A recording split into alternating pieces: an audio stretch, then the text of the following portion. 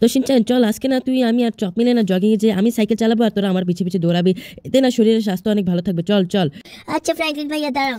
হ্যাঁ হ্যাঁ ভাই, তোরা না জলদি এসে পর, আমরা না জগিংয়ে যাবো।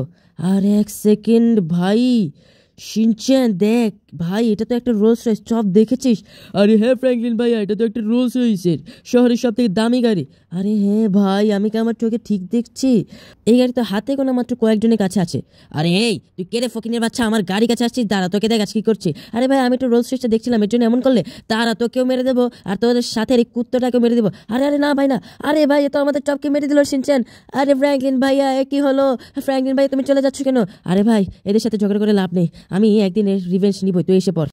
এরপর আমি আর শিনচ্যান 2 বছর ধরে অনেক কষ্ট করে কাজ করি এবং 2 বছর পরের কথা। তো 2 বছর ধরে কষ্ট করার পর আমি আর শিনচ্যান হয়ে যাই শহরের বড় সব থেকে বড় মাফিয়া। এখন ওই প্রেসিডেন্টের ছেলে যে আমাদের ভাই চপকে মেরেছে তার প্রতিশোধের পালা এসেছে, দেখা যাক কে জিতে, শহরের সবচেয়ে বড় মাফিয়া নাকি প্রেসিডেন্টের ছেলে।